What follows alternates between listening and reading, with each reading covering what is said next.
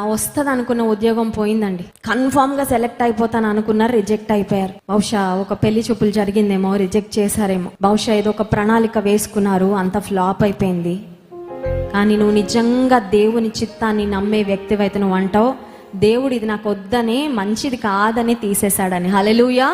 మన భవిష్యత్తు మనకు తెలియదండి, కానీ మన భవిష్యత్తు దేవునికి తెలుసు. మనం దగ్గర వరకు ఆలోచిస్తాం, కానీ దేవుడు మన జీవితకాలం అంతటికి మనకి ఏది మంచిదో అదే ఆయన ఏర్పాటు చేసే దేవుడు. నువ్వేవి కోల్పోయావని నీకు బాధ ఉందో, ఫలానా వ్యక్తిని ప్రేమించానండి కానీ నన్ను వదిలిపెట్టి వెళ్ళిపోయారు. కొంతమందిలో ఆ బాధ ఉంటుంది. మేము ఇంతకాలము ప్రేమించుకొని మాట్లాడుకొని తల్లిదండ్రులతో కూడా మాట్లాడి ఇంకా సెట్ చేసుకుందాం అనుకొని సమయానికి వదిలిపెట్టి వెళ్ళిపోయాడండి.